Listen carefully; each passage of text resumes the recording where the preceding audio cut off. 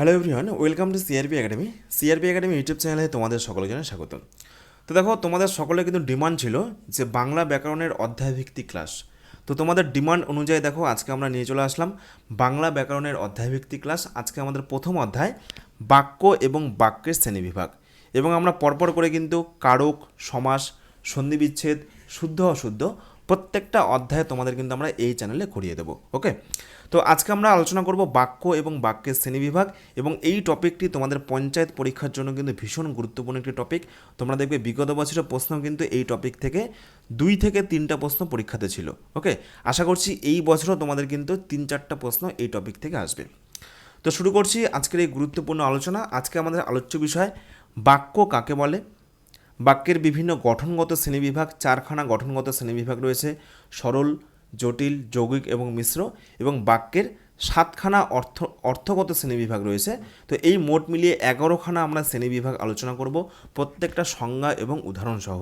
ওকে, এবং বাক্য কিভাবে পরিবর্তন করতে হয়, বাক্য পরিবর্তনের যে বিভিন্ন নিয়ম এবং উদাহরণ সহযোগে আমরা কিন্তু শেষে আলোচনা করব। ওকে, তাহলে এই হলো আমাদের আলোচ্য বিষয়। তো দেখো, প্রথমে আমরা দেখে নেব যে বাক্য কাকে বলা হয়।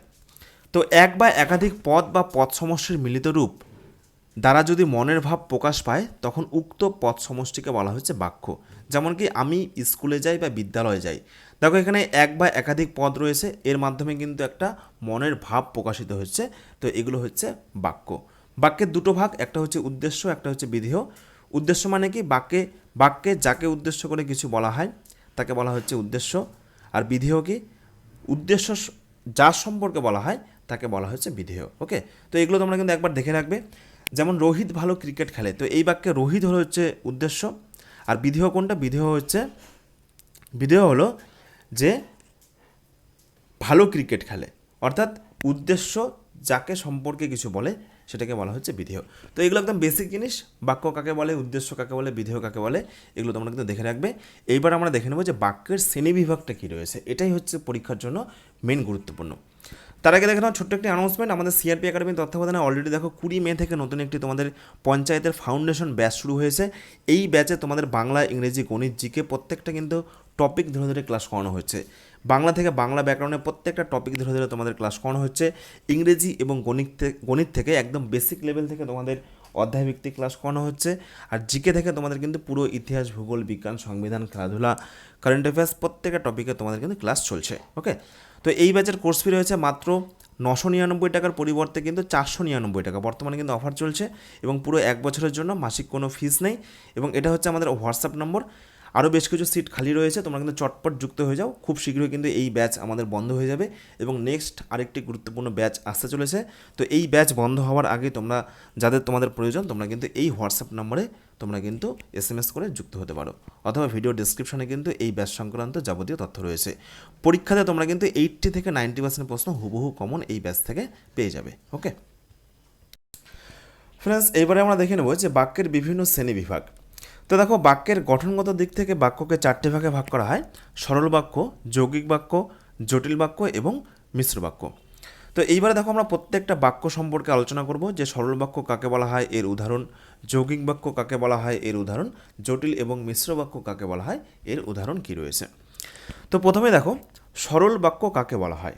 তো দেখো, তোমরা নামের মাধ্যমে বুঝতে পারছো যে সরল বাক্য অর্থাৎ যে বাক্যে একটি মাত্র সমাপিকা ক্রিয়া থাকে তাদেরকে বলা হচ্ছে সরল বাক্য বা সাধারণ বাক্য। যেমন দেখো, সে ফুটবল খেলে, বা রাম বাড়ি যায়, শ্যাম ফুটবল খেলে, রহিম বিদ্যালয়ে যায়। তো এই টাইপের বাক্যগুলো কিন্তু হয়ে যাবে সরল বাক্যের উদাহরণ। অর্থাৎ এই সমস্ত বাক্যে কিন্তু একটি মাত্র সমাপিকা ক্রিয়া থাকে, অথবা যে বাক্যে একটি মাত্র উদ্দেশ্য আর একটি মাত্র বিধেয় থাকে সেগুলোকে বলা হচ্ছে সরল বাক্য, একদম সহজ সরল। ওকে, নেক্সট দেখো 2 নম্বর কী রয়েছে, যৌগিক বাক্য কাকে বলা হয়। দেখো, তোমাদের বাক্য এবং বাক্যের যে শ্রেণীবিভাগ এবং যে বাক্য পরিবর্তন, এই টপিকটা তোমাদের কিন্তু পঞ্চায়েত পরীক্ষার জন্য ভীষণ গুরুত্বপূর্ণ টপিক। তোমাদের বিগত বছরেও কিন্তু পঞ্চায়েত থেকে এই টপিক থেকে প্রশ্ন এসেছিল, তোমাদের এই বছরও কিন্তু এই টপিক থেকে প্রশ্ন আসার সম্ভাবনা প্রবল। তো দেখো, যৌগিক বাক্য কাকে বলা হয়, একাধিক সরল বাক্য যখন অর্থ এবং গঠন অপরিবর্তিত রেখে এক বা একাধিক সংযোজক অব্যয়ের দ্বারা মিলিত হয় তখন তাকে বলা হচ্ছে যৌগিক বাক্য। দেখো, যৌগিক বাক্য মানে কি রয়েছে, এখানে কিন্তু 2 বা 2-এর বেশি বাক্য রয়েছে। ওকে, অর্থাৎ যে বাক্যে দুটো বা দুইয়ের বেশি সরল বাক্যগুলো কিন্তু একসাথে যুক্ত হয়। কিসের মাধ্যমে যুক্ত হয়? অব্যয়ের মাধ্যমে যুক্ত হয়। যেমন হচ্ছে কিন্তু, এটা একটা অব্যয়, এই অব্যয় যুক্ত হতে পারে, অথবা আহ, এবং এই অব্যয় যুক্ত হতে পারে। ওকে, অথচ এই অব্যয় যুক্ত হতে পারে। তো এই সমস্ত অব্যয়ের দ্বারা কিন্তু দুটো বা দুইয়ের বেশি সরল বাক্য যখন যুক্ত হয় তখন তাকে বলা হচ্ছে যৌগিক বাক্য। যেমন কি রোহিত ভালো ক্রিকেট খেলোয়াড় কিন্তু বিশ্বকাপে ভালো খেলেনি। এখানে দেখো দুটো সরল বাক্য রয়েছে, যেমন রোহিত ভালো ক্রিকেট খেলোয়াড় এবং রোহিত বিশ্বকাপে ভালো খেলেনি।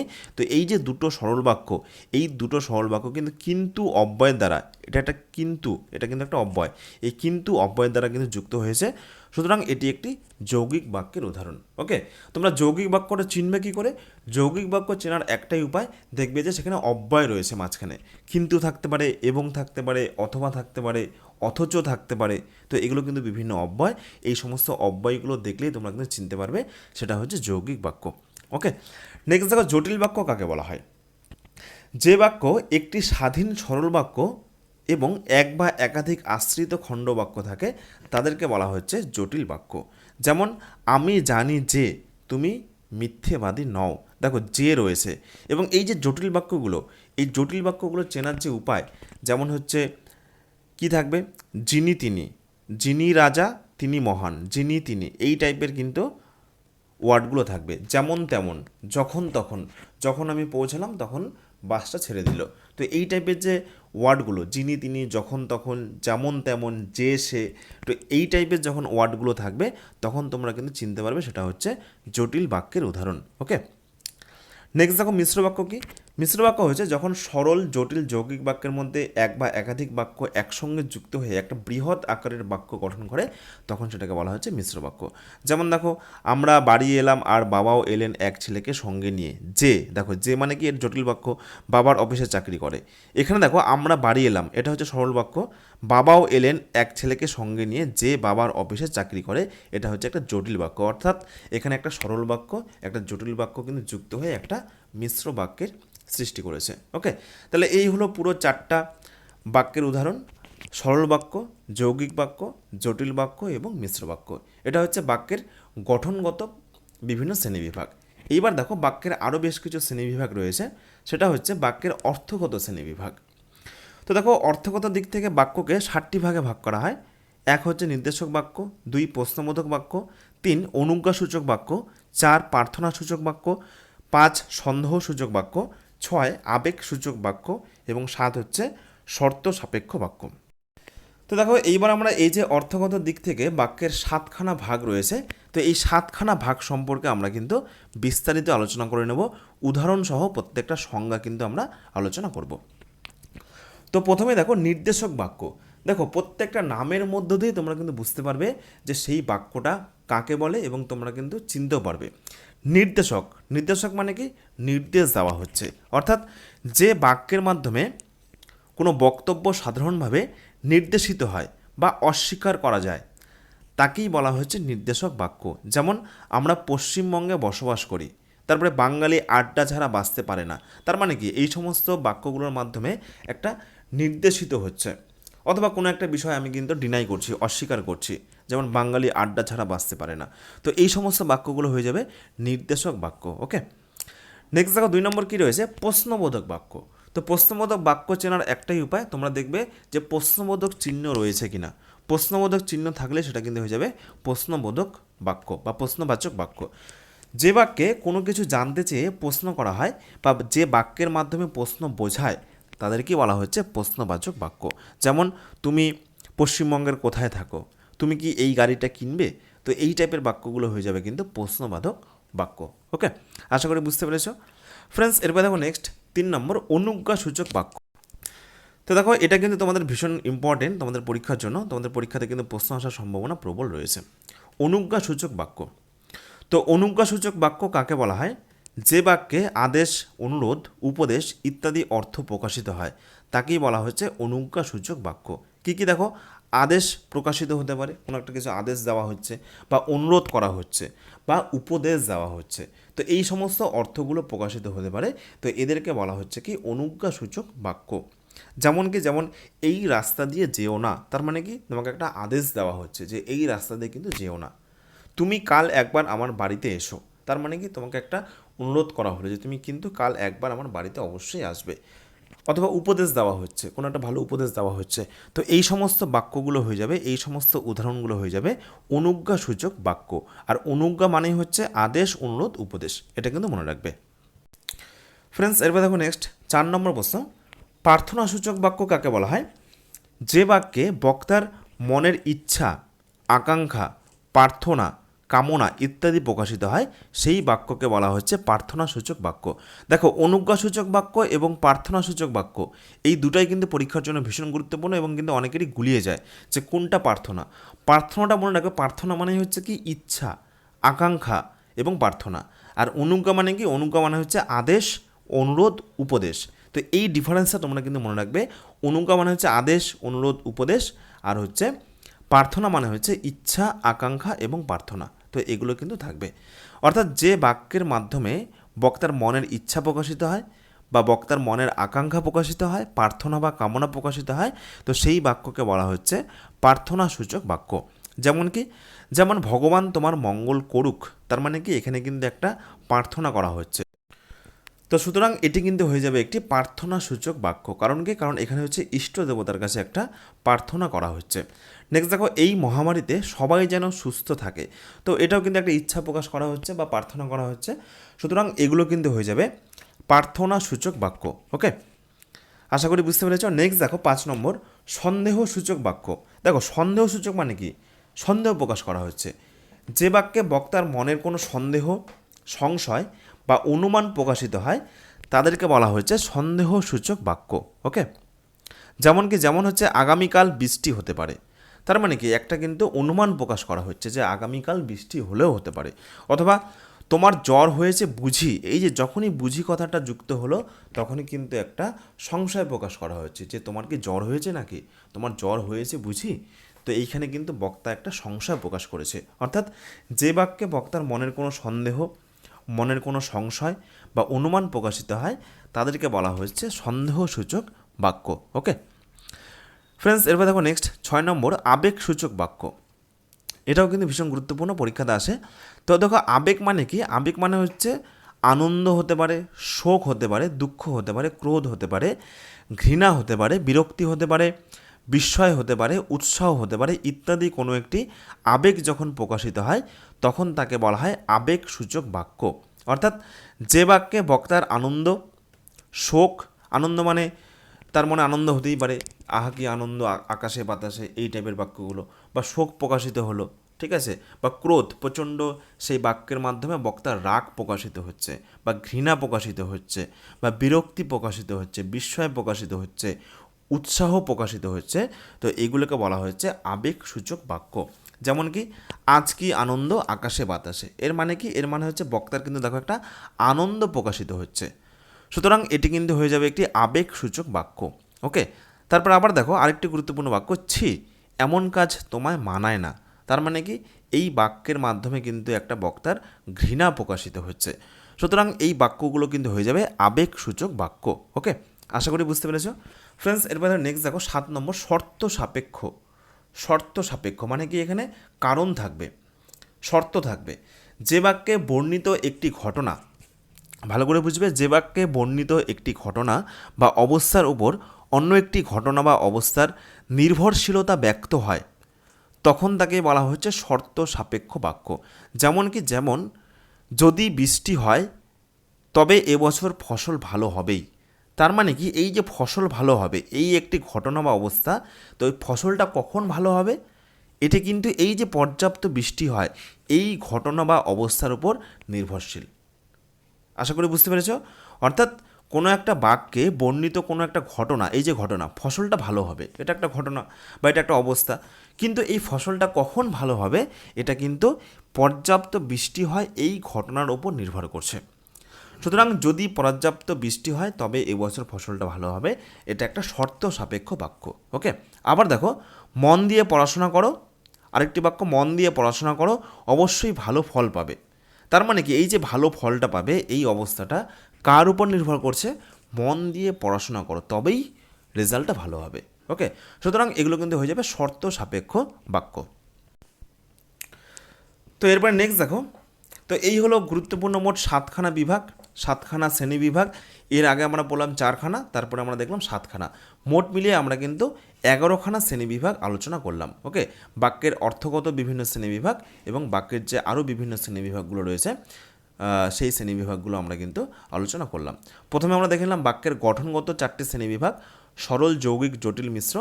আর পরে আমরা দেখলাম বাক্যের অর্থগত দিক থেকে এই যে 4টি শ্রেণীবিভাগ, এই মোট মিলিয়ে 7+4 11টি শ্রেণীবিভাগ নিয়ে আমরা কিন্তু উদাহরণসহ আলোচনা করলাম। এবং এই প্রত্যেকটি শ্রেণীবিভাগ তোমাদের পরীক্ষার জন্য কিন্তু গুরুত্বপূর্ণ। দেখো, তোমাদের পরীক্ষাতে 2 টাইপের প্রশ্ন আসবে। এক টাইপের প্রশ্ন হচ্ছে যে এই সরল বাক্যটিকে জটিল বাক্যে রূপান্তরিত করো, অর্থাৎ বাক্যের রূপান্তর, অথবা নিচের কোনটি সরল বাক্যের উদাহরণ বা নিচের কোনটি অনুজ্ঞাসূচক বাক্যের উদাহরণ। তোমাদের 2 টাইপের প্রশ্ন আসবে। এক হচ্ছে বাক্যের আইডেন্টিফাই, বাক্যের চিহ্নিতকরণ, যে কোনটি কোন বাক্য। আর 2 হচ্ছে বাক্যের রূপান্তর করা। ওকে, এবং আমি কিন্তু এগুলো তোমাদেরকে দেখিয়ে দেবো যে বাক্যের রূপান্তরগুলো কী করে করতে হয়।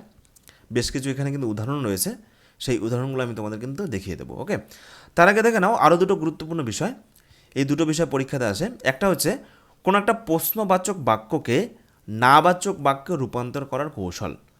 মনে করো কোনো একটা প্রশ্নবাচক বাক্য আছে, যেমন তুমি কি কালকে বিদ্যালয়ে এসেছিলে। তো এই যে প্রশ্নবাচক বাক্য, এটাকে তুমি নাবাচক বাক্যে কী করে রূপান্তর করবে, এগুলো কিন্তু পরীক্ষাতে আসে। তো সেই নিয়মটা একবার দেখে নাও। দেখো, মূলত প্রশ্নবাচক বাক্যকে অস্থিবাচক থেকে সরাসরি নেতিবাচক বাক্যে পরিণত করলে নেতিবাচক বাক্যে রূপান্তর হয়ে যায়। কেবল প্রশ্নবাচক বাক্যকে অস্থিবাচক বাক্য হিসেবে কল্পনা করতে হয়, আর যেগুলো সরাসরি অস্থিবাচক বাক্যে রূপান্তরিত হয় সেগুলোর ক্ষেত্রে নেতিবাচক বাক্যে রূপান্তর নিয়মে নেতিবাচক করতে হয়। যেমন দেখো, যেমন উদাহরণটা দিলে তোমরা বুঝতে পারবে। একটা তোমাদের প্রশ্ন আসলো কি, তুমি কি কালকে বিদ্যালয়ে এসেছিলে, এই একটা প্রশ্নবোধক বাক্য, প্রশ্নচিহ্ন রয়েছে।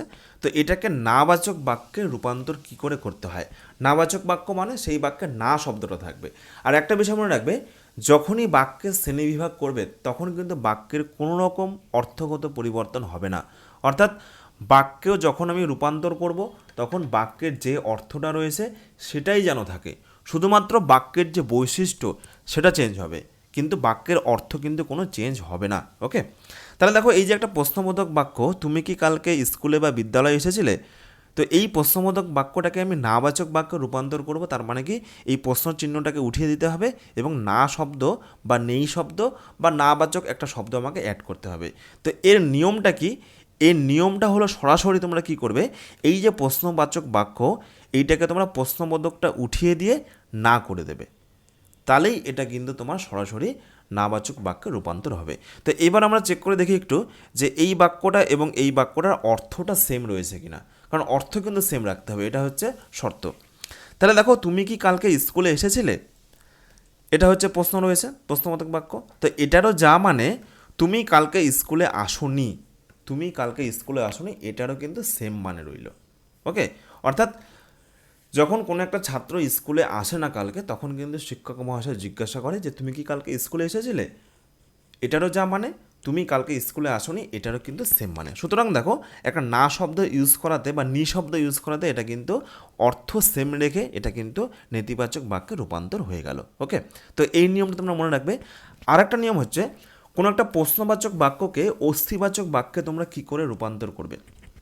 মনে করো এই একটা প্রশ্নবোধক বাক্য রয়েছে, এটাকে তোমরা হ্যাবাচক বাক্যে কী করে রূপান্তর করবে। তো এই নিয়মটা হচ্ছে, যদি দেখো সেই প্রশ্নবোধক বাক্যে না একটা কোনো শব্দ রয়েছে, দেখো নি শব্দ রয়েছে বা না শব্দ রয়েছে বা না বাধক কোনো একটা শব্দ রয়েছে, তো তোমরা কি করবে, সেই প্রশ্নবোধকটা উঠিয়ে এবং সেই নাটা উঠিয়ে সেটাকে তোমরা কিন্তু অস্থিবাচক বাক্যে বা হ্যাবাচক বাক্যে তোমরা রূপান্তর করতে পারবে। এবং এই নিয়মটা তখনই খাটবে, আমি আবার বলছি, এই নিয়মটা তখনই খাটবে যখন প্রশ্নবোধক বাক্যে একটা নাবাচক শব্দ থাকবে। দেখো নি রয়েছে, তখনই কিন্তু এই নিয়মটা খাটবে, নয়তো কিন্তু এই নিয়মটা খাটবে না। ওকে, তো দেখো প্রশ্ন কি রয়েছে, তুমি কি ছবিটা দেখোনি, তুমি কি ছবিটা দেখোনি প্রশ্ন করা হচ্ছে। তো এটাকে আমরা যখন হ্যাবাচক বাক্যে রূপান্তর করব তখন কিন্তু আমরা বলতেই পারি তুমি ছবিটা দেখেছো। তুমি ছবিটা দেখেছো, তখন কিন্তু নি এবং প্রশ্নবোধকটা উঠে গিয়ে হ্যাবাচক বাক্যে রূপান্তর হলো। ওকে, তো এই হলো বিভিন্ন নিয়ম। তো এইবার আমরা দেখে নেব যে বাক্য কী করে পরিবর্তন করতে হয়, কী করে রূপান্তর করতে হয়, তার বেশ কিছু উদাহরণ, এবং এগুলো আমি তোমাদেরকে কিন্তু সুন্দর করে বুঝিয়ে দিচ্ছি। তাহলেই তোমরা কিন্তু বুঝতে পারবে যে কী করে বাক্য পরিবর্তন করতে হয়, কী করে সরল বাক্য থেকে জটিল বাক্য, জটিল থেকে যৌগিক, প্রশ্ন থেকে হ্যাবাচক, হ্যাবাচক থেকে নাবাচক, তো এগুলো তোমরা কিন্তু বুঝতে পারবে। তো দেখো শুরু করছি এবার আমরা বাক্য পরিবর্তন থেকে বেশ কিছু গুরুত্বপূর্ণ উদাহরণ। ওকে, তো দেখো প্রথম একটা উদাহরণ কী রয়েছে, এবং তোমাদের বাক্য পরিবর্তন থেকে কিন্তু পরীক্ষাতে বেশি প্রশ্ন আসবে। দেখো প্রথম উদাহরণটা কী রয়েছে, যে স্টেশনে পৌঁছানোর মাত্রই ট্রেন ছেড়ে দিল। তো এটা কি? এটা একটা সরল বাক্য, যে স্টেশনে পৌঁছানো মাত্রই ট্রেনটা ছেড়ে দিল। তো এটাকে জটিল বাক্যে রূপান্তর করতে বলা হয়েছে। তো জটিল বাক্যের নিয়মটা আমরা কি বললাম? জটিল বাক্যের নিয়মটা হচ্ছে যখন তখন, যিনি তিনি, যে সে, এই সমস্ত শব্দগুলো আমাকে যুক্ত করতে হবে। তাহলে দেখো আমি কোন শব্দটা এখানে যুক্ত করতে পারবো, যে স্টেশনে পৌঁছানো মাত্র ট্রেন ছেড়ে দিল, তার মানে কি এখানে একটা সময়ের ব্যাপার আছে, সুতরাং আমি এখানে অ্যাড করতে পারি যখন আমি স্টেশনে পৌঁছালাম তখন ট্রেন ছেড়ে দিল, বা যখনই স্টেশনে পৌঁছালাম তখনই ট্রেন ছেড়ে দিল। ওকে, অর্থাৎ এই যে যখন তখন, যখন তখন এই দুটো ওয়ার্ড যুক্ত করে এটাকে আমি কিন্তু জটিল বাক্যে রূপান্তর করতে পারলাম। আশা করি বুঝতে পেরেছ। নেক্সট দেখো 2 নম্বর, মধু শিকারীকে বাঘে খেয়েছে। মধু শিকারীকে বাঘে খেয়েছে, এটা একটা হ্যাবাচক বাক্য। এটাকে এখন আমরা নাবাচক বাক্যে কি করে রূপান্তর করি দেখো, বা তোমাদের প্রশ্ন আসতেই পারে এইরকম একটি হ্যাবাচক বাক্যকে নাবাচক বাক্যে রূপান্তর করতে। তো দেখো হ্যাবাচক বাক্যকে আমরা যখন নাবাচক বাক্যে রূপান্তর করব, তখন যা শুধু আমরা বিপরীত শব্দ ব্যবহার করব। বাঘে খেয়েছে, তো খেয়েছে বিপরীত শব্দ কিন্তু কিছু হয় না, সুতরাং এক্ষেত্রে আমরা কি ইউজ করব, এখানে আমরা দুটো না ইউজ করব, দুটো না।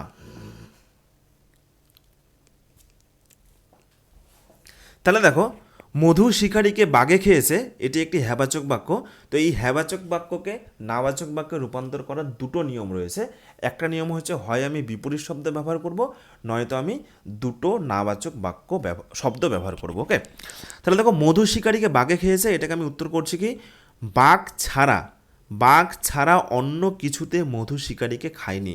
সুতরাং এটারও যা মানে এটারও কিন্তু তাই মানে, একই মানে, মানে কিন্তু কখনো পরিবর্তন হবে না। ওকে, এবং এটারও যা মানে এটারও কিন্তু তাই মানে, মানে কিন্তু কখনো পরিবর্তন হবে না। তাহলে দেখো 2 নম্বর, যে বাঘ ছাড়া অন্য, এই একটা নাবাচক বাক্য, অন্য কিছুতে মধু শিকারীকে খায়নি, এই একটা নাবাচক বাক্য, অর্থাৎ মাইনাসে মাইনাসে কিন্তু প্লাস হয়। ওকে, সুতরাং এটারও যা মানে এটারও তাই মানে। আশা করি বুঝতে পেরেছো। নেক্সট দেখো 3 নম্বর প্রশ্ন কী রয়েছে। 3 নম্বর একটা উদাহরণ, তুমি আমাকে যেতে পারবো কিনা জিজ্ঞাসা করেছিলে। এটা একটা সরল বাক্য বা হ্যাবাচক বাক্য। তো এটাকে কিন্তু এখন প্রশ্নবোধক বাক্যে রূপান্তর করতে হবে। তুমি আমাকে যেতে পারবো কিনা জিজ্ঞাসা করেছিলে, তো এই বাক্যকে যখন আমরা প্রশ্নবোধক বাক্যে রূপান্তর করব, তখন এই যে না, নাবাচক শব্দটা উঠিয়ে আমরা প্রশ্নবোধক করে দেব, তাহলেই প্রশ্নবোধক বাক্যে রূপান্তর হয়ে যাবে। অর্থাৎ এই যে একটা নেতিবাচক বাক্য, এই নেতিবাচক বাক্যকে যখনই আমরা প্রশ্নবোধক বাক্যে রূপান্তর করব, তখন কিন্তু এই যে না শব্দটা এবং একটা প্রশ্নবোধক না শব্দটা উঠিয়ে একটা প্রশ্নবোধক চিহ্ন দিয়ে দিলেই সেটা প্রশ্নবোধক বাক্যে রূপান্তর হবে। তাহলে দেখো তুমি আমাকে বলেছিলে যেতে পারবি, এটারও যা মানে এটারও কিন্তু তাই মানে। ওকে, তো এগুলো কিন্তু আস্তে আস্তে প্র্যাকটিস করতে করতে তোমাদের হয়ে যাবে। তোমাদের কিন্তু প্রত্যেক দিন আমরা কিন্তু প্র্যাকটিস সেট দেওয়ার চেষ্টা করছি, বাংলার প্র্যাকটিস সেট, যেখানে আমরা 30টি গুরুত্বপূর্ণ প্রশ্ন উত্তর কিন্তু আলোচনা করছি। অলরেডি তোমাদের 5খানা সেট হয়ে গিয়েছে। তো সেই ক্লাসগুলো তোমরা কিন্তু ভালো করে প্র্যাকটিস করবে, তাহলেই তোমাদের এই যে বাংলা ব্যাকরণের যে বিভিন্ন অসুবিধাগুলো রয়েছে সেগুলো কিন্তু তোমাদের দূর হয়ে যাবে। ওকে, এবং তোমাদের আস্তে আস্তে আমি চ্যাপ্টার ভিত্তিক ক্লাসও আনছি। আজকের এটা প্রথম ক্লাস চ্যাপ্টার ভিত্তিক, বাক্য এবং বাক্য পরিবর্তন, বাক্যের শ্রেণীবিভাগ। এরপরে নেক্সট তোমাদের সমাস, কারক, আরও বেশ কিছু গুরুত্বপূর্ণ সন্ধি, আরও বেশ কিছু গুরুত্বপূর্ণ অধ্যায়গুলো আনবো। ওকে, এবং তোমরা কিন্তু অবশ্যই আমাদের এই চ্যানেলের সঙ্গে যুক্ত থাকবে এবং এই ক্লাসগুলো তোমরা কিন্তু নিয়মিত করবে। নেক্সট দেখো 4 নম্বর, এতক্ষণ ধরিয়া ইংরেজি স্কুলে পড়িতেছি কিন্তু ছাত্রদশা কোনো মতেই ঘুচল না।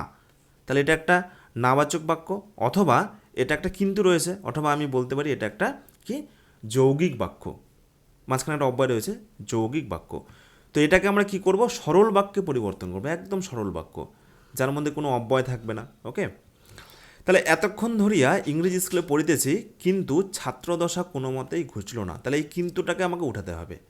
এই কিন্তুটাকে ওঠানোর জন্য আমি কী করব, যে স্কুলে পড়া সত্ত্বেও, স্কুলে পড়া সত্ত্বেও, এই যে পড়িতেছে কিন্তু এর বদলে আমি কী ব্যবহার করব, পড়া সত্ত্বেও। অর্থাৎ এতকাল ধরিয়া ইংরেজি স্কুলে পড়া সত্ত্বেও ছাত্রদশা কিন্তু কোনো মতেই ঘুচল না। এটারও যা মানে এটারও কিন্তু তাই মানে। আমি আবারও বলছি, অর্থগত কিন্তু কোনো পরিবর্তন হবে না। নেক্সট দেখো 5 নম্বর, এই তোর তরবারি, এই তরবারি, এটা তরবারি হবে, হ্যাঁ তরবারি, এটা হবে তরবারি। ওকে, এটা প্রিন্টিং মিস্টেক রয়েছে। এই তরবারি রানা প্রতাপ সিংহ মরবার সময় দিয়ে গিয়েছিলেন। এটা একটা সরল বাক্য, তো এটাকে জটিল বাক্যে রূপান্তর করতে বলা হয়েছে। আর জটিল বাক্য মানেই হচ্ছে যখন তখন, যিনি তিনি, যে সে, এগুলো কিন্তু আমাকে ইউজ করতে হবে। তাহলে আমি কি বলতে পারি, যে যখন তখন এই ব্যাপারটা আমি কিন্তু ইউজ করতে পারি, যখন তখন, যে যখন রানা প্রতাপ সিংহ মারা যান তখন এই তরবারিটা তিনি দিয়ে গিয়েছিলেন। ওকে, দেখো এটারও যা মানে এটারও কিন্তু সেম মানে। নেক্সট দেখো 6 নম্বর, এই চোখ খোলা রাখলে দুদিক বিস্তর প্রাঞ্জল উদাহরণ দেখতে পাওয়া যায়। তো এটাকে নাবোচক বাক্যে রূপান্তর করতে বলা হয়েছে, বা নাবোধক বাক্যে রূপান্তর করতে বলা হয়েছে। তো চোখ বন্ধ রাখলে, খোলার বিপরীত কি, বন্ধ। আমি বলেছিলাম যে যখনই তোমরা না থেকে হ্যাঁ করবে, হ্যাঁ থেকে না করবে, জাস্ট খালি বিপরীত শব্দ ইউজ করবে। ওকে, তাহলে চোখ খোলা রাখলে এটাকে করলে চোখ বন্ধ রাখলে, আর না কথাটা যুক্ত করে দিলে। তাহলে চোখ বন্ধ রাখলে কোনো দিক থেকে প্রাঞ্জল উদাহরণ দেখতে পাওয়া যায় না। এটারও যা মানে এটারও কিন্তু সেম মানে। ওকে, নেক্সট দেখো 7 নম্বর, রাজপুত বললেন তুমি আমাকে চেনো। রাজপুত বললেন তুমি আমাকে চেনো, পরোক্ষ উক্তি, উদ্দিষ্ট ব্যক্তি রাজপুতকে চেনে কিনা রাজপুত তাহা জানতে চাইলেন। দেখো এটা কিন্তু উত্তর হবে, একটু প্রিন্টিং মিস্টেক রয়েছে, এটার উত্তর হবে এখান থেকে। রাজপুত বললেন তুমি আমাকে চেনো, যেমন তোমরা ইংরেজিতে নারেশন চেঞ্জ করো ঠিক তেমনিভাবে কিন্তু এখানে একটা পরোক্ষ উক্তি করতে বলা হয়েছে। তাহলে উদ্দিষ্ট ব্যক্তি রাজপুতকে চেনে কিনা রাজপুত তাহা জানতে চাইলেন। ওকে, তো এগুলো দেখে রাখবে। নেক্সট 8 নম্বরটা গুরুত্বপূর্ণ, আবার বলেছে নাবাধক বাক্যে, বাপ্পা অবাক হয়ে দাঁড়িয়ে রইলেন। বাপ্পা অবাক হয়ে দাঁড়িয়ে রইলেন, তাহলে বাপ্পা কেবল দাঁড়িয়ে রইলেন, কোনো কথা বলতে পারলেন না। এই যে কথা বলতে আর এই যে অবাক হওয়া, ঠিক আছে, তার মানে কি দুটো বিপরীত শব্দ, বিপরীত এইভাবে করতে হবে এবং না যুক্ত করে দেওয়া হলো, সেম মানে থাকলো। নেক্সট দেখো 9 নম্বর, পিসিমার ওপর হইতে রাগ করিয়া বলিলেন রেখে দাও, তোমার ওটা অনেক কাজে লাগবে। এটাও নারেশন চেঞ্জ। ওকে, এগুলো কিন্তু তোমাদের পঞ্চায়েত পরীক্ষাতে মোটামুটি ইম্পর্টেন্ট, দেখে রাখবে, খুব একটা ইম্পর্টেন্ট নয়। পিসিমার ওপর রাগ করিয়া রাখিয়া দিতে বললেন এবং ব্যঙ্গ ভরে জানাইলেন যে সেটা তাহার অনেক কাজে লাগবে। দেখো মূলত তোমাদের সরল থেকে জটিল, জটিল থেকে যৌগিক, যৌগিক থেকে সরল, এগুলো কিন্তু পরীক্ষাতে বেশি আসবে। অথবা তোমাদের হ্যাঁ থেকে না, না থেকে হ্যাঁ, হ্যাঁ থেকে প্রশ্নবাচক বাক্যে। ওকে, নেক্সট দেখো 10 নম্বর, বৃষ্টি হলে বেড়াতে যাব না। বৃষ্টি হলে বেড়াতে যাব না, জটিল বাক্য। জটিল বাক্য মানে হচ্ছে যখন তখন, যদি তবে, যিনি তিনি, এই ওয়ার্ডগুলো যুক্ত করতে হবে। তাহলে আমরা বলতেই পারি যদি বৃষ্টি হয় তাহলে বেড়াতে যাব না, বা আমরা এইভাবেও বলতে পারি যখন বৃষ্টি হবে তখন আমরা বেড়াতে যাব না। ওকে, তার থেকে দেখো এটাই শুনতে বেশি ভালো লাগছে, যে যদি বৃষ্টি হয় তাহলে আমরা বেড়াতে যাব না। নেক্সট দেখো, সে গরিব কিন্তু, কিন্তু মানে কি, কিন্তু মানে এটা হচ্ছে যৌগিক বাক্য, অব্যয় রয়েছে, তো এটাকে সরল বাক্যে রূপান্তর করতে বলা হয়েছে। সে গরিব কিন্তু অসৎ নয়, তাহলে আমি কি বলবো, কিন্তু কথাটা ওঠানোর জন্য হলেও, হলেও গরিব হলেও সে অসৎ নয়। ওকে, নেক্সট দেখো 12, এই পাড়াগায়ে মোগলাইখানা কোথায় পাবো, কোথায় পাবে, প্রশ্নবোধক বাক্য। তো এটাকে নাবোধক বাক্যে রূপান্তর করতে বলা হয়েছে, এবং আমি তোমাদের এটা নিয়মটাই শেখালাম যে প্রশ্নটাকে উঠিয়ে দিয়ে, প্রশ্নচিহ্ন উঠিয়ে দিয়ে না যুক্ত করে দিলে সেটা নাবোধক বাক্যে রূপান্তর হয়ে যাবে। অর্থাৎ এই পাড়াগায়ে মোগলাইখানা কোথায় পাওয়া যাবে না। ওকে, নেক্সট দেখো 13, তার দুঃখের শেষ নাই, আবেগ সূচক বাক্য, একটা আবেগ সূচক বাক্যে রূপান্তর করতে বলা হয়েছে। তাহলে আমরা বলতে পারি কি যে অন্তহীন দুঃখ তার। তো দেখো এই টাইপের প্রশ্ন তোমাদের কিন্তু পরীক্ষাতে আসবে। নেক্সট দেখো 14, শিক্ষকতা ছিল তার স্বভাবসঙ্গত, প্রশ্নবোধক বাক্যে রূপান্তর করতে বলা হয়েছে। শিক্ষকতা তার কি স্বভাব বিরুদ্ধ ছিল কি। নেক্সট দেখো, এই কেলুবৃক্ষের কোনো পুষ্প হয় না, পুষ্প হয় না, সুতরাং পুষ্পের বিপরীত কি, পুষ্পহীন। তাহলে এটাকে আমি হ্যাবাধক বাক্যে রূপান্তর করলে কী হবে, এই কেলুবৃক্ষ পুষ্পহীন। যখনই তোমরা হ্যাঁ থেকে না, না থেকে হ্যাঁ করবে, জাস্ট খালি বিপরীত শব্দ ইউজ করবে, বিপরীত শব্দ, পুষ্প, পুষ্পহীন। নেক্সট দেখো 16, দেখো তোমাদের জন্য মোট 25খানা উদাহরণ রয়েছে। নেক্সট দেখো 16, এত লাভ তাহার অদৃষ্টে আর কখনো হয় নাই। তো এটাকে প্রশ্নবোধক বাক্যে রূপান্তর করলে কী হবে, যে এত লাভ তাহার অদৃষ্টে কোনোদিনও হয়েছে কি নাইটা উঠিয়ে নাটা উঠিয়ে প্রশ্নবোধক চিহ্নে। বারবার করে বলছি, প্রশ্নবোধক মানে হচ্ছে না উঠিয়ে প্রশ্নবোধক চিহ্ন বসিয়ে দেবে। তো এরপরে দেখো নেক্সট 17, 100 বৎসর বয়সে বাপ্পার মৃত্যু হলো। ভীষণ গুরুত্বপূর্ণ একটি প্রশ্ন, এবং এই টাইপের প্রশ্নগুলো তোমাদের কিন্তু পঞ্চায়েত পরীক্ষার জন্য মোস্ট ইম্পর্টেন্ট। তো এটাকে জটিল বাক্যে রূপান্তর করতে বলা হয়েছে। আর জটিল বাক্যের গঠনটা কেমন আমি এখনই তোমাদেরকে পড়ালাম, যে যিনি তিনি, এই সমস্ত ওয়ার্ডগুলো থাকবে। যিনি তিনি, যখন তখন, যে সে, যদি তবে। তাহলে এখানে তোমরা কোন ওয়ার্ডটা ইউজ করবে, যেহেতু এখানে একটা সময়ের ব্যাপার, যখন তখন তোমরা ইউজ করতে পারো, যে যখন বাপ্পার 100 বছর হলো তখন বাপ্পার মৃত্যু হলো। ওকে, নেক্সট দেখো 18, পড়াটা শেষ কর তারপর ক্রিকেট ব্যাট হাতে নেবে। তো এইখানে তোমাদেরকে এটা একটা যৌগিক বাক্য রয়েছে, তো এটাকে একদম সরল বাক্যে রূপান্তর করতে হবে। এই যে কমাটা, এই কমাটা উঠিয়ে দিতে হবে, তাহলে পড়াটা শেষ করে ক্রিকেট ব্যাট হাতে নেবে। ওকে, তো এইভাবে তোমাদের কিন্তু বাক্য পরিবর্তনগুলো করতে হবে। নেক্সট দেখো 19, ছেলেটা এত অল্প বয়সেই বেশ ভালো কবিতা লেখে। তো এটাকে যৌগিক বাক্যে রূপান্তর করতে বলা হয়েছে, এবং যৌগিক বাক্য মানে কি, মাঝখানে একটা অব্যয় থাকবে, কিন্তু থাকতে পারে। অব্যয় কোনগুলো, যেমন কিন্তু, অথবা, অথচ। ওকে, তো এই সমস্ত অব্যয়গুলো থাকবে। তাহলে ছেলেটা এত অল্প বয়সেই বেশ ভালো কবিতা লেখে, এর মানেই হচ্ছে ছেলেটা বয়স অল্প, অথচ বা কিন্তু, তোমরা কিন্তু দিতে পারো, কিন্তু এই বয়সে সে ভালো কবিতা লেখে। তো এইভাবে তোমরা কিন্তু যৌগিক বাক্যে রূপান্তর করতে পারো। ফ্রেন্ডস, এরপর দেখো নেক্সট 20, ভোরের অম্লান সূর্যোদয় দেখে কে মুগ্ধ হয় না। তো এটা দেখো প্রশ্নবোধক বাক্যটা প্রশ্নবোধক বাক্যই থাকবে, যা শুধুমাত্র যৌগিক বাক্যে রূপান্তর করতে হবে। তার মানে কি, মাঝখানে তোমরা একটা অব্যয় দিতে পারো, যে ভোরের সূর্যোদয় কোনো মালিন্য থাকে না, তাই সেই দৃশ্য দেখে কেনা মুগ্ধ হয়। নেক্সট দেখো 21, হারিয়ে যাওয়া বাছুরটা কি ফিরে আসবে। জটিল বাক্যে, জটিল বাক্য মানে যে সে, যদি তবে, যিনি তিনি, যখন তখন।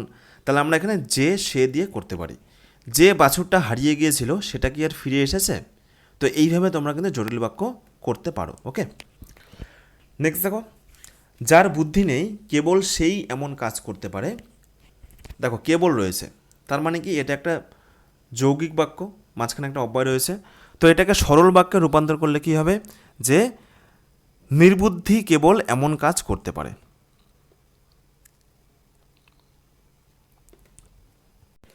বা তোমরা দেখো এটাকে এমনভাবে করতে পারো, যে নির্বুদ্ধি ব্যক্তিরাই এমন কাজ করতে পারে, বা বুদ্ধিহীন ব্যক্তিরাই এমন কাজ করতে পারে, বা বুদ্ধিহীনরাই এমন কাজ করতে পারে। তোমাদের অপশন যেভাবে থাকবে সেইভাবে তোমাদের কিন্তু উত্তরটা করতে হবে। আশা করি বিষয়গুলো বুঝতে পারছো, যে বাক্যটা আমরা কী করে পরিবর্তন করব সরল থেকে যৌগিক। শুধুমাত্র সেই বাক্যের যে গঠনটা রয়েছে সেই গঠনগত আমরা ফর্মুলাটা অ্যাপ্লাই করব, কিন্তু বাক্যের কোনো অর্থগত পরিবর্তন হবে না। ওকে, নেক্সট দেখো 23, তুমি ফার্স্ট ডিভিশন পেলে বাবা একটা সাইকেল তোমাকে কিনে দেবে। তো এটাকে জটিল বাক্যে রূপান্তর করতে হবে, আর জটিল বাক্য মানেই হচ্ছে যখন তখন, যদি তবে, যে সে। তো এটাকে তুমি দুইভাবে করতে পারো, যদি তুমি ফার্স্ট ডিভিশন পাও তবে বাবা তোমাকে একটা সাইকেল কিনে দেবে, অথবা যখন তুমি ফার্স্ট ডিভিশন পাবে তখন তোমাকে বাবা সাইকেল কিনে দেবে। ওকে, নেক্সট দেখো 24, রবীন্দ্রনাথের নাম সকলেরই জানা। তো এটাকে প্রশ্নবোধক বাক্যে করলে কী হবে, জাস্ট তোমরা শুধুমাত্র একটা না যুক্ত করে দাও আর প্রশ্নবোধক বাক্য বসিয়ে দাও, প্রশ্নবোধক চিহ্ন বসিয়ে দাও। ওকে, প্রশ্নবোধক বাক্য পরিবর্তন করার নিয়ম একটাই, হ্যাঁ থাকলে না বসিয়ে দাও আর প্রশ্নবোধক চিহ্ন বসিয়ে দাও, আর না থাকলে নাটাকে উঠিয়ে দাও আর প্রশ্নবোধক চিহ্ন বসিয়ে দাও। ওকে, তাহলে তোমরা বলতে পারো যে রবীন্দ্রনাথের নাম কে না জানে। নেক্সট দেখো 25, সে অপরাধী নয়। সে অপরাধী নয়, এটাকে হ্যাঁবোধক বাক্যে রূপান্তর করলে কী হবে, এই যে নয়, এই নয়টা উঠিয়ে এর বিপরীত শব্দ ইউজ করতে হবে, সে নিরপরাধ। ওকে, তো এই হলো আজকের গুরুত্বপূর্ণ ক্লাস। আমরা আলোচনা করলাম বাক্য এবং বাক্যের বিভিন্ন শ্রেণীবিভাগ এবং বাক্য রূপান্তর কী করে করতে হয়। এই যে গুরুত্বপূর্ণ 25খানা তোমাদের উদাহরণ, এই উদাহরণগুলো নিয়ে আমরা কিন্তু আলোচনা করলাম। আশা করি তোমরা কিন্তু ক্লাসটা ভালো করে বুঝতে পেরেছো, এবং তোমাদের যাদের বুঝতে একটু অসুবিধা হয়েছে তোমরা কিন্তু ক্লাসটা আবার একটু রিভিশন করো। আশা করি তোমাদের একদম জলের মতো পরিষ্কার হয়ে যাবে। ওকে, লাস্ট দেখো গুরুত্বপূর্ণ একটা অ্যানাউন্সমেন্ট, আমাদের সিআরপি একাডেমির তত্ত্বাবধানে অলরেডি দেখো তোমাদের 20 মে থেকে আমাদের একটি পঞ্চায়েতের ফাউন্ডেশন ব্যাচ শুরু হয়েছে। তো এই যে বাংলা ব্যাকরণের যে বিভিন্ন অধ্যায়গুলো রয়েছে, এই প্রত্যেকটা অধ্যায়, বাংলা ব্যাকরণের প্রত্যেকটা অধ্যায় কিন্তু আমাদের এই ব্যাচে তোমরা পেয়ে যাবে অধ্যায়ভিত্তিক ক্লাস। ইংরেজি এবং গণিতের একদম বেসিক লেভেল থেকে তোমরা কিন্তু ক্লাস পেয়ে যাবে। জিকের একদম প্রত্যেকটা অধ্যায়, যেমন ইতিহাস, ভূগোল, বিজ্ঞান, সংবিধান, খেলাধুলা, কারেন্ট অ্যাফেয়ার্স, প্রত্যেকটা চ্যাপ্টার ভিত্তিক তোমরা কিন্তু ক্লাস এই আমাদের ব্যাচে পেয়ে যাবে। সাথে থাকবে গ্রামীণ অর্থনীতি, কৃষি, পঞ্চায়েতি রাজ সম্পর্কিত গুরুত্বপূর্ণ ক্লাস, সম্পূর্ণ অধ্যায়ভিত্তিক ক্লাস, পিডিএফ, মক টেস্ট তোমরা পেয়ে যাবে। আর পরীক্ষাতে তোমরা কিন্তু 80 থেকে 90% প্রশ্ন হুবহু কমন পেয়ে যাবে। ওকে, তো এই ব্যাচের কোর্স ফি রয়েছে মাত্র 499 টাকা। 999 টাকার পরিবর্তে এটা কিন্তু পুরো 1 বছরের জন্য, পুরো 1 বছরের ভ্যালিডিটি তোমরা পেয়ে যাবে, মাসিক কোনো ফিজ নেই। তো তোমরা যারা যারা এখনও ভর্তি হতে চাইছো, দেখো এখনও বেশ কিছু সিট খালি রয়েছে, তোমরা কিন্তু ভর্তি হতে পারো। তোমরা চটপট কিন্তু আমাদের এই হোয়াটসঅ্যাপ নাম্বারে তোমরা হোয়াটসঅ্যাপে এসএমএস করে তোমরা কিন্তু পুরো ভর্তির ডিটেলস প্রক্রিয়া জেনে তোমরা কিন্তু ভর্তি হতে পারো। ওকে, খুব অল্প সংখ্যক সিট রয়েছে, এরপরে কিন্তু আমাদের নতুন ব্যাচ আসবে, এই ব্যাচটা কিন্তু আমাদের ক্লোজ হয়ে যাবে।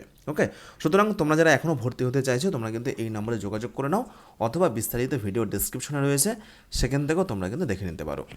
আর তোমরা যদি এখনও পর্যন্ত আমাদের সিআরপি একাডেমির অফিসিয়াল টেলিগ্রাম গ্রুপে যুক্ত না হয়ে থাকো, তোমরা কিন্তু অবশ্যই আমাদের এই টেলিগ্রাম গ্রুপে যুক্ত হবে। কারণ দেখো আজকেও তোমাদের সকাল 8টার দিকে একটা পঞ্চায়েতের 85 মার্কসের ফুল মক টেস্ট নেওয়া হয়েছে।